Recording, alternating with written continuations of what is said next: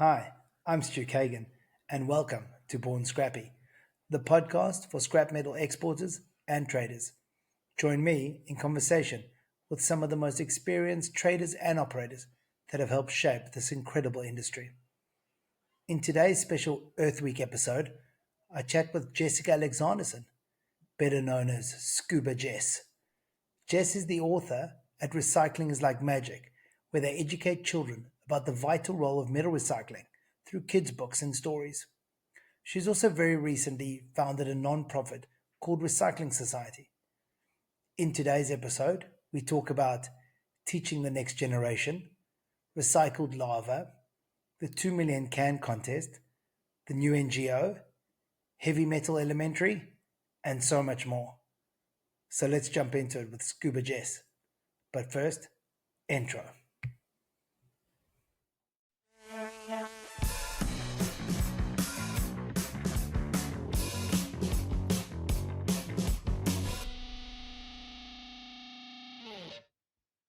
Hi, Jess. Welcome to Born Scrappy. Thanks so much, Stu. It's great to be here. This is going to be it's going to be lots of fun. We always see each other at every conference. I flew out and visited you at one stage in Seattle. You took me for an awesome breakfast. So it's about time we've had you on the show and just get to hear the exciting stuff you've been working on. Yeah, thank you. It's going to be great to catch up, and I hope you can come up to Seattle and visit again soon. That was so much fun. Yeah, absolutely. So number one, it's Earth Day, right? So now this is exciting. This is like Earth Month. This is coming out on Earth Day. So, we thought who better to speak to on Earth Day, than Scuba Jess. So let's jump into it and just understand. I mean, Earth Day is a special day for you, right? It is. It's the one day of the year that people actually care about the planet, which is sad because they should care every day of the year. But it's the day that everybody kind of gets together and celebrates our planet, which is fantastic. And I also have a really amazing announcement today. I actually finally started a nonprofit called the Recycling Society, and we're launching it today on Earth Day. So April 22nd, 2025. Mark this on your calendar as the day things are happening. You don't even build up for anything. You jump straight into it. Let me ask some questions. Earth Day is nice. You're looking forward to Earth Day. But I mean, now that the episode's over because we've announced the news, so it's lovely having you and we can go now. Thanks. Oh, actually, I guess I can tell you what I'm actually doing on Earth Day because I'll be underwater. That's why I have to tell you now. Okay. So you're going to be underwater. Of the year. I'm going to be underwater up in Campbell River, Canada, Vancouver Island. And it's like some of the best times of the year. So we're actually going to be doing some exploratory diving near Seymour Narrows, which has some of the fastest current in the world. But it's going to be nice and calm. So I'll be underwater on Earth Day. So I'm glad that you're helping me get the word out. So, okay, some people have switched on and going what the heck just happened? So let's tell them a little bit about your background. How are you involved in metal recycling? How did you get involved in metal recycling? Let's start there. Okay, good call. Sorry, I jumped all over the place. So no, this is fun. Evergreen shipping for 15 years. So if you ever see the big, huge green ships, big green containers, Taiwanese company, that was my first job out of college. I went to the University of Utah and I graduated in international studies. I minored in Japanese and Asian studies. So I've always been interested in how the world works. Loved traveling, loved going all the places. And I'm like, I'm going to work at Evergreen. They have offices in almost every country in the world. This is going to be great. And then actually I ended up being in an office typing bill of ladings all day and making bookings on container ships. And my containers were traveling the world all day, but I was stuck in the office.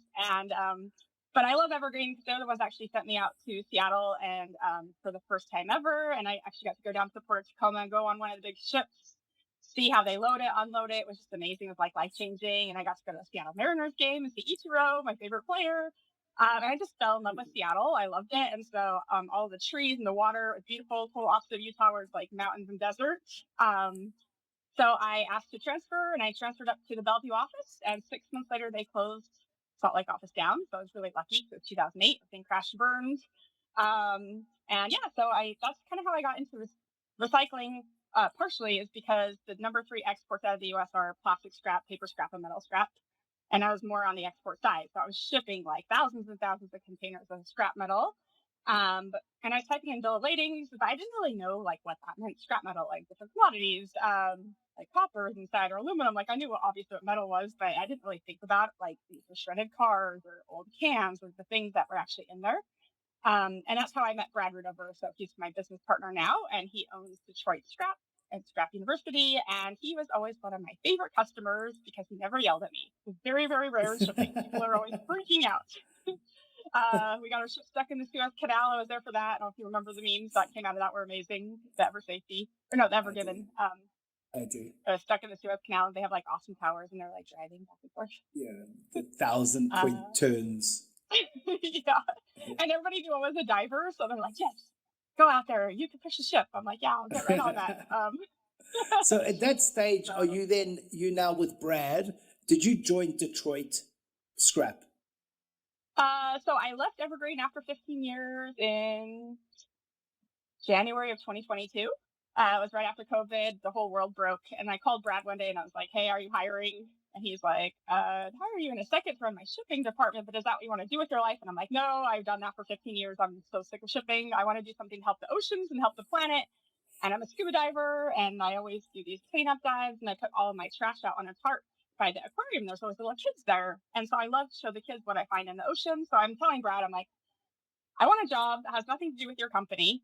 And I think it has to start with kids. And I want it to be about how we can help the planet." And he's like, "Okay, well, this is perfect. I have 2 daughters, Ellie and Lexi. They were 6 and 3 at the time."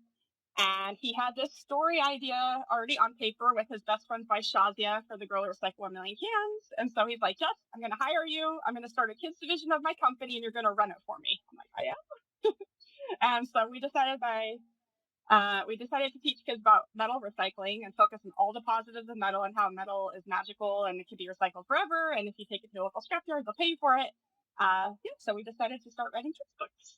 I mean, that is so cool. I love Brad. Brad's so cool. Like that is just that's real value. Like for Brad to say to you, "Okay, brilliant, you're gonna come on now and not even be involved in the recycling side of things. You're gonna come in and set up, things for kids and set up, what did he say? A kids division. A kids division. We're going to start a kids division of his, because he has Scrap University was like a class for adults in metal recycling that anybody can take anywhere in the world on the computer. You log in, you learn about all the different metals that come into a scrapyard, how to upgrade them, sort them properly. It's an amazing training class. And so he's like, "You're going to start a kids division." So we started by calling it Scrap University Kids because it's for kids. But then we recently rebranded and decided to change the name to Recycling is Like Magic, just because it's a little bit more fun. And I'm calling schools all over the place and they don't really know what they don't really even know what scrap metal is or scrap. And so Recycling is Like Magic. It's just a little bit more fun and easy for people to remember. I remember when we first were introduced to you and like we got the books and we took them to New Zealand and I remember reading with my kids and it's just unbelievable the journey that you've been on and the value that you've brought to so many people. Let's talk about more value and the future of the value you're going to bring because it doesn't stop on the first book. Then there's a second book and it doesn't stop there, right? Because there's the second book. Exactly. The second book, Recycling to the Scrapyard. Yeah, so the first book's all about cans. Ellie loves unicorns. She decides she wants to buy a unicorn with the money from from the cans she recycles because she gets paid for her cans. And in the second book, we're like, "Okay, you know about your cans, but where do you actually bring your cans if you want to get paid for them?" Unfortunately, most of the states in the U.S. don't have a deposit, so you can't just go like in Michigan, you get 10 cents a can, super easy. But if like you are in Utah or Washington State, you have to take it to the scrapyard.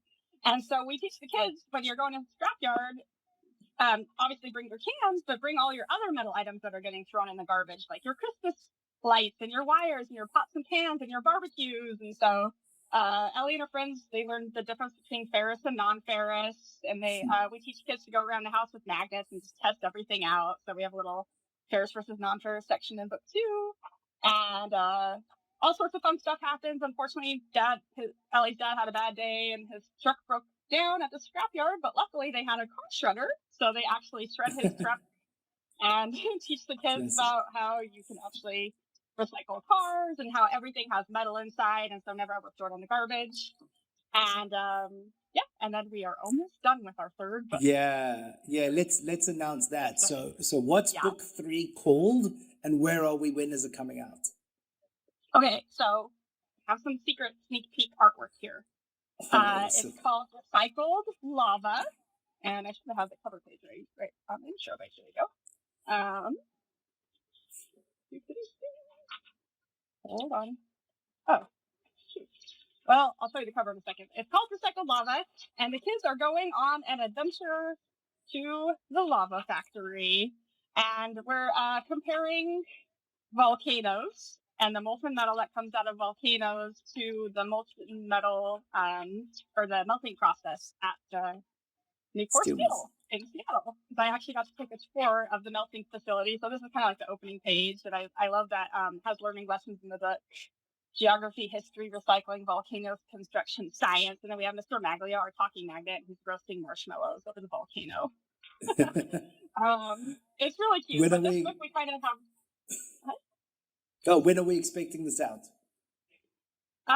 This is kind of like, we're almost done with the final rough draft here, and I'm waiting to get a couple more approvals from some people that we might have in the book. I randomly reached out to Hawaiian Airlines because we have a scene where the kids and the family were just in Hawaii learning about volcanoes, and now they're flying back home to Seattle. And so we put the little airplane, and they're flying home on the Alaska Airlines plane. So if I can get approval from them, then we'll put their logo and all them in the book. If not, we'll just hurry and swap that out. But here they are flying on the plane. So they're in Hawaii, and then they come over to Seattle. So it's just kind of cute. So we're just trying to incorporate some like real life companies in books so kids read them and learn about like real companies instead of just like fake stuff. Here's the front cover. I finally got it. Sorry. So it's like a mama. So with the likes of like an airline company, would they promote it then if they were in it? Like, could you get them to promote it? That's kind of what we're hoping for, or at least like if we put them in the book. Like, I mean, it's a long flight. It'd be great for kids to read the book on the airplane and learn about recycling while they're headed to Hawaii or headed home. So that would be amazing. Absolutely. And then also we featured the Seattle skyline, and it has the Space Needle. So I actually reached out to the Space Needle in Seattle, which is like one of my favorite places in the world. And the lady from the marketing team there likes the book, and she says if it gets approved, then they might even sell it in the Space Needle gift shop, which would be really cool. So I'm working on this kind of crazy random stuff over here, but doesn't hurt to aim high and see what happens. Sure. So I mean, let's Jenna just... Hogan is in it. Are they in it again? Okay, so I was going to ask you that, but let's just, you talk about aiming high. You know, book 1 had Pearl Jam in it. Yeah, Pearl Jam. So she's got the little Ellie's wearing her little Alive Pearl Jam shirt. Yes. Yeah, and you guys got approval from the band to actually do that. Yeah, it was pretty amazing. So we actually autographed copies of our book for like Eddie Vedder and the whole band and sent it down to them. And they approved us using their logo in the book and they had us donate some money to a charity for young authors in Seattle. And then they let us use their logo and for the licensing fee and stuff. So it's pretty amazing that because we're in Seattle and we're like, hey, Pearl Jam, you're in Seattle, we're in Seattle, let's be friends. Yeah. As everybody does, obviously. Right? So, what about if you're a company like you said, Bogan, right? What happens if you're a company and maybe I make shredders? If I wanted to be in that book, like what can I do? Or if I own a scrapyard, metal recycling facility, like how do I get my name in there? That'd be great. So yeah, actually we have Wentz car shredders in book 2 and Bogan. So, but if the sponsors want to be in our books, we have them order a minimum of 1,000 books to give out to their customers, friends, people in the company, just help us with our artwork and our printing charges and all that and stuff. But yeah, if they want to order some books, we'll throw their logo in there and they can help us promote it and everything. And then people can also, if they want to also be in our cartoons, we have a new cartoon series. So they can get to the cartoons. We're going to get to the cartoons. Yeah. But I want to just ask about the book. So you're saying that even for book 3, if somebody orders 1,000 books up front, we can get our brand or our name inside that book? Yeah, as long as it's like in like going along with the storyline. It's not just like some weird random thing. Obviously, like it has to kind of flow with the story. But we actually have resinic graphite in here. They make the graphite that goes in the electric arc furnace that like electrocutes the metal to melt it. And so resinic is in here. And then we also have Nucor steel. So we have Brilliant. a lot of we have a lot of sponsors on this book, which is amazing. Like so much support. It's been really cool.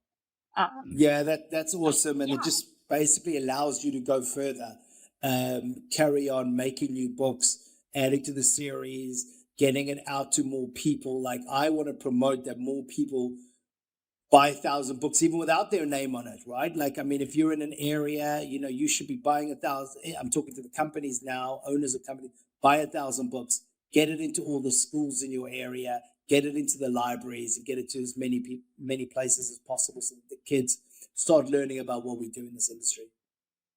Yeah, it's awesome. I agree with that. I mean, I feel like metal recycling really gets overlooked by like schools, and kids never really learn this information as kids, which is so important. It's like the easiest way to help our planet is by recycling your cans. It's like 95% less energy to make a can of recycled aluminum, but they don't really talk about that in school. And so we're trying to make it like fun and easy, and like give all of these tools that anybody could use to teach kids in their lives. Like you can go read at the library, you can go read at your local school, donate books to the Boys and Girls Clubs. Just so many opportunities out there to help get this word out. You can do like little mini competitions. I have 4 Boys and Girls Clubs locations in Tacoma right now that I teamed up with Radius Recycling, and the 4 locations are competing for the whole month of April to see which location will recycle the most cans.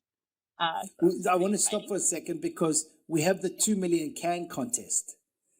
Talk us through, how did that come about? How is it going? And what's the plan for the future? It's been pretty amazing. So it kind of came about last year. Can Manufacturers Institute, CMI, in Washington, D.C., their trade association, they reached out. They represent like all the largest aluminum companies: Novelis, Trios, Constellium, Ardagh, Envase, just all these huge, amazing companies, plus the paint companies like PPG and Sherwin-Williams that make the coating and paint on the cans. They saw my post actually about Pearl Jam night at the Mariners Stadium. And I just posted on LinkedIn about how I love the Mariners Safeco Field back then because it's so green and they recycle cans everywhere and everything's compostable. And it's like, I wish everything was like this. And the lady Dory from CMI saw my post and reached out, and she's like, hey, like, what's this book about? So we connected, and they decided they wanted to help sponsor a contest. So we started with 8 elementary schools all across the U.S., and we focus on the lowest recycling rate states first in schools in areas of the country that don't have access to curbside recycling. So where most of the cans are getting thrown in the garbage. And I had this crazy idea. I'm like, why don't we team up the school with a local scrapyard so the kids can just bring cans to school on the school bus, or when parents are dropping off their kids, they could just drop off a bag of cans at the same time. Because a lot of people don't know where the scrapyard is, or never even heard of a scrapyard. They know where to bring their cans. And so those 8 schools, it was a success. It went from November through May. They recycled 1.3 million cans. And our school in Waco, Texas had almost the most cans, or they had the most cans. They had almost 430,000 cans. It was really amazing. And so, so that was fantastic. And so then CMI was like, okay, it worked really well the first year. Let's expand and do it again. So we decided to call it the 2 million cans contest. And we expanded to 18 schools all across the U.S. And currently West Virginia is in first place. And I wanted West Virginia so bad in this contest because they're the worst in the U.S. At 6% of recycling cans. Wow. Stop for a second. Just stop for a second. Just so we understand, any listeners listening. You said 6% of the aluminum cans in West Virginia are recycled.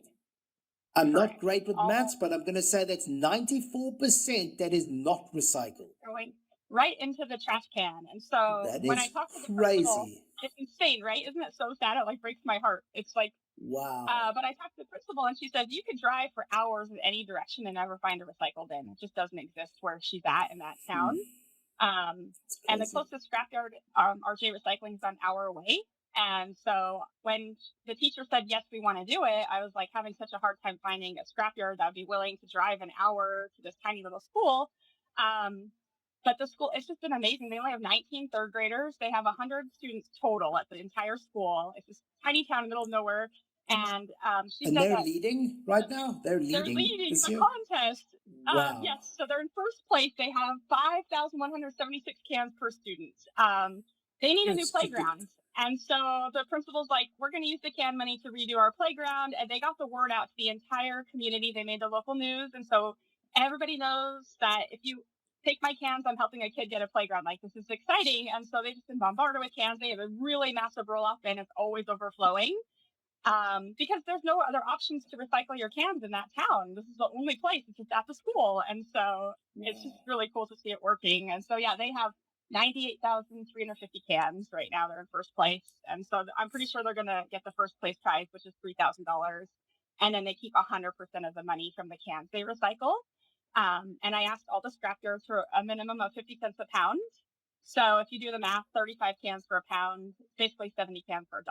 So hopefully they'll get a nice little, it's not going to be a huge chunk of change, but it all adds up over time. And for these schools, they really need the money. And so instead of like going around selling chocolate bars and wrapping paper and stuff, this is like a really easy fundraiser, but it's in reverse. Instead of people changing, like they don't really have to change any of their habits except for what they actually do with the can when they're done with it. So what are you on in total at the moment? And we're talking about the calendar year, right? So Yes. 20th of April, and how far are we? So we started on October 1st, and the contest runs till the end of April. April 30th, we are now at 1,078,770 cans. So we just broke 1 million the other day. I haven't announced it yet. And that's for the 18 schools in this contest. And then overall, if you add up all the cans from last year, this year, and I'm also doing a little separate contest with the Ball Corporation for another 18 schools, we're at 2.7 million cans since I started. That's incredible. So, how do we get the scrap yards and the metal recyclers to start competing too? It's like, I want to get all the schools in my area. I want to recycle more through schools than, another scrapyard, another metal recycler. Well, not even like in another town. Like, how can you run like the town competition? We have one scrapyard in each town who runs all the schools and make sure it all comes into them.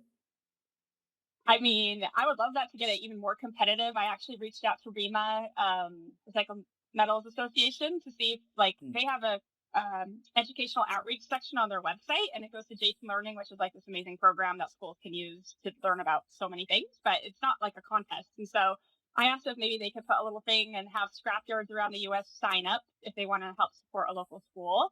But I have amazing scrapyards right now helping me. I have Altered Trading, I have SA Recycling, I have some little scrapyards. The one in Illinois has the best name, Big Daddy Scrap. I have 2 locations in Illinois with them. But I think you should tell us who's winning, SA or Alta. Who's winning? Who's got more cans? And let's get them to start competing with each other so that they can start promoting it themselves to more schools. Yeah, well, SA's been helping me a lot because for this 18 schools with CMI, they have 4 locations for SA that's helping me, and then I only have the one Alter in St. Louis, but hopefully next year Alter will do more. But then for the contest I'm doing for the Ball Can Do Challenge, SA Recycling has the entire school district of Bowling Green, so there's like 14 schools that they put in that. So SA's been amazing. So I think they have the most cans for sure for right now, but I would love to make it even more competitive next year, like scrapyard versus scrapyard. Like I like how the SciAps race team, like I think it was like Kripke and Omnisource or something, were like racing at the NASCAR race, and I'm like, we should have that for my contest. So what's the plan for next year? Like, what happens after April? Okay, so sorry. So I guess I broke the news about my nonprofit recycling society, but if we can get enough donations and we want to expand the contest to 40 or 50 schools next year, and I want to get at least 3 schools in each state so we can have a state champion and then a regional champion and a national champion, just to make it a little bit more competitive for the schools in the states so that there's more prizes. Because right now I have 18 schools, but there's only 3 prizes, like first, second, third, and then I feel bad for the rest. But they do have fun incentives. If they get up to 75,000 cans, or when they get to 75,000 cans, the 3rd graders all get a pizza party. So 5 of my schools have had their 75,000 can pizza party. And if they get up to 150,000 cans, they get a $500 bonus. So there's like cool incentives to keep them motivated all school year long. Cool. And then if sponsors want to help out, like the scrapyard, like I think it'd be amazing. They're already donating their time and their trucking in the bin, which is a lot, but it would be really cool if some of the scrapyards want to like double the money of the cans or something like that. Or maybe like a local company in town is like, oh, SA sending them a check for, I'll just say $1,000. Like we want to double that or something like that. That could be fun. So But you've got a not-for-profit starting in the next few months. yeah. And are you then going to be approaching everybody? Are you approaching metal recyclers? Like, how are you going to roll that out? Yeah, so well, this is going to be the rollout on Earth Day, but where all of our board members are going to update their profiles today, saying that they're now a board member of the Recycling Society, and we have an amazing board. I found some really awesome people to help me out. You have to tell us. And so anybody can go on to recyclingsociety.org and donate. They could donate now, but unfortunately I can't give out the tax receipt yet. I have to wait for the IRS to approve my letter, and like half the IRS just got fired, so I'm not sure when it's going to get approved. Can you Hopefully tell us by who's October when the contest Can starts. you tell us who's on the board of directors? Yes, I will tell you. So our amazing president is Mr. Andrew Hyde from Shupan, and then our vice president is somebody that you know and that we all love, Jennifer Betts, the amazing Jennifer Betts. She's our VP. I have Rosa Laxmana from Granges America in Tennessee, and she's a wonderful lady. I met her at the ISRI show in Nashville a couple years ago, and she just took me around the whole. I've never been to Nashville before. She gave me the whole tour. She's fantastic, and her company makes the aluminum foil for the Hershey Kiss wrappers, and they do all sorts of other aluminum products. They don't do cans, but they do all the other aluminum. And then I have the amazing Jenny. I'm not even going to pronounce her last name. She's from Rotterdam, the Netherlands, and she works for Trivium Packaging, or she worked there. And she's just a wonderful lady. And I actually got to meet her in Seattle with her kids. Her family came out here for a wedding of their nanny, and we just had the best time and totally hit it off. And then I have Christy Longden, who's a fellow scuba diver here in she lives about an hour north of me, so it's nice to have somebody on the board close by. And she is really into doing presentations at schools and libraries, and so she's like perfect on the education side. And then my other best friend, Lindsay Kelly, that I met back in 2003. She's my Willie Nelson buddy. She's our fundraising director. And then we have Subodh Das from the aluminum. Brilliant. Phoenix. I think you know that guy. He's like amazing. He is on our board. And then Mr. Zach Shumper. Zach is fantastic. He's our treasurer. And then obviously the dude, Brad. So yeah, I was wondering where Brad was. He always wants to go last. So I'm like, okay, Brad. He's our metal recycling wizard. In our books, Brad is the wizard, but you never see his full face. You just see like the hat, the wizard hat. So he's hiding behind a pile of scrap metal. So that's our board. Tell me about the cartoons that you've been working on, because there's some amazing animation. And is there a YouTube series as well coming, or what have we got? Talk me through it. Yeah, thank you. So our cartoon came out a couple months ago. It's called Heavy Metal Elementary, and it's all of the characters from our books, Ellie and her friends, and Gallium our unicorn, and they are metal recycling superheroes. And they go to Heavy Metal Elementary in Seattle, and the basis of the show is that they go, if there's anybody littering or people throwing metal in the garbage, they have like a red alert almost, and they get on their magic bus and they fly over there and they teach the kids about recycling and not throwing the trash in the garbage. And so the first episode is kind of like a pilot episode where we kind of go through the whole process of how the metal gets collected, and you bring it to Radius Recycling to recycle it, and it has the iScrap app, so you can figure out like where your scrapyard is closest to you. And then it shows the whole melting process and everything. And we teach the kids, like, if you don't throw this can in the garbage, it could be a bicycle, it could be a car, like just so many different things. But for future episodes, we're looking for sponsors to help. And we want to do all 50 states eventually, but we would love to feature a real life company in that state. Like, so either a metal recycler or somebody in manufacturing that wants to show kids about their company, and the kids will go on and visit that company. And then we also want to show like a historical landmark in the state, something made out of metal, like the Statue of Liberty or the St. Louis Arch, and then feature a local band or like a big band in that state. So kids are learning about like real life companies in their state and like music, and just make it really fun and entertaining. They'll be short little episodes because kids don't have a long attention span. And our really amazing animation team and friends at Fungi Media in Chicago are the ones that do all of the animation work for us. They did a great job. So I really hope we can do more episodes. I would love to do a Scuba Jess Cleans Up the Ocean cartoon episode. And just have like all our local sea creatures like animated and have them going by. So that's on my wish list one day. And those episodes take longer to make though. So we might be able to do like maybe 4 episodes in a year. It's a lot slower with the animation than just making the books. Is a little easier. And if a company is in a Texan company wants to do one, in the States, what do? They reach out to you, but what have they got to? How much is there a big outlay of capital? Yeah, it's definitely more expensive than the books. The animation is pretty pricey, but they can reach out to me, email me, and I can send over a rate card of how much. And we're looking for like maybe 3 sponsors per state, so the kids can visit like or learn about 3 companies in that state, so that'll help kind of break up the prices. But yeah, animation is a lot more expensive these days. But it's so fun. The kids love it. Whenever they watch the episode, like the kids are so engaged and it's pretty cool. I think the idea is, people can get hold of you if they are interested in doing that for their area. Yeah. You're going to be building a whole series. Will this be like a series that you'll be trying to get on? It's on YouTube at the moment, but is there somewhere else you'll try and get it? I mean, if one of the big companies wants to take it on, like Disney or Nickelodeon or any like Netflix, I don't know. I mean, we'd totally be open for that. So I just don't know how to get in touch with those big guys right now. But or even like PBS or like they have Sesame Street. They should have like Heavy Metal Elementary come on, and we want it to be very fun and informative. But right now it's just free on YouTube, so teachers can watch it anywhere in the country, anywhere in the world. Like I just have somebody from China reach out, and I'm like, here's the link, you can watch my cartoon, and that's awesome. So it's pretty fun. Jess, you mentioned something about Pittsburgh recently. What happened in Pittsburgh? Oh my gosh, it was so fun.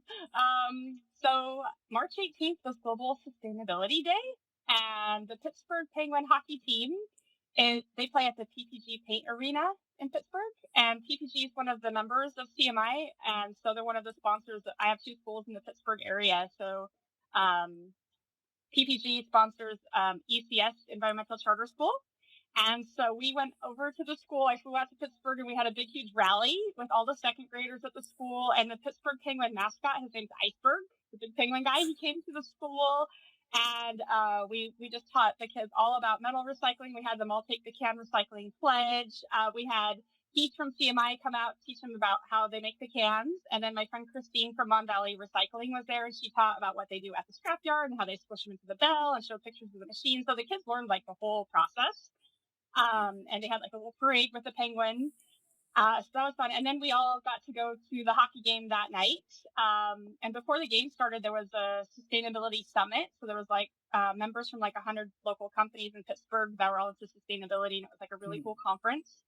And then they had me go downstairs before the game started, and I got to ride the Zamboni.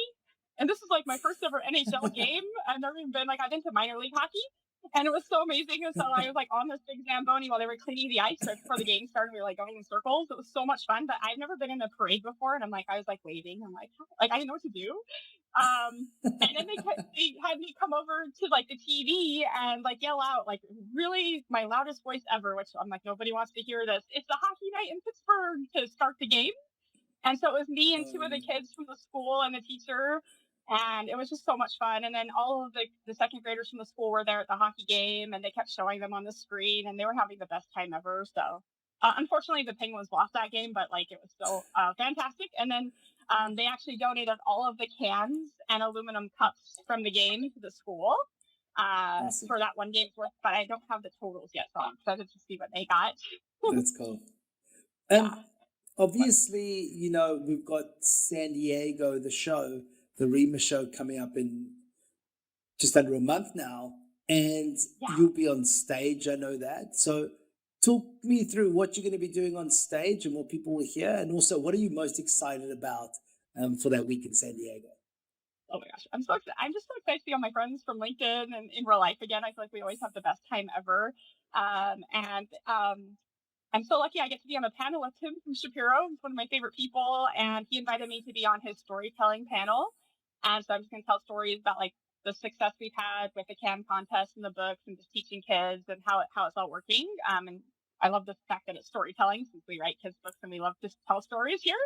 And then we're just gonna I just want to interact with people and just try to get more sponsors and help expand the contest in the upcoming years. And then I'm just excited to see everybody again in real life. And have a dinner with some of my board members, which would be great. And then I might actually sneak away and go diving while I'm down there, because I haven't ever done it in San Diego before. So I'm really excited about that.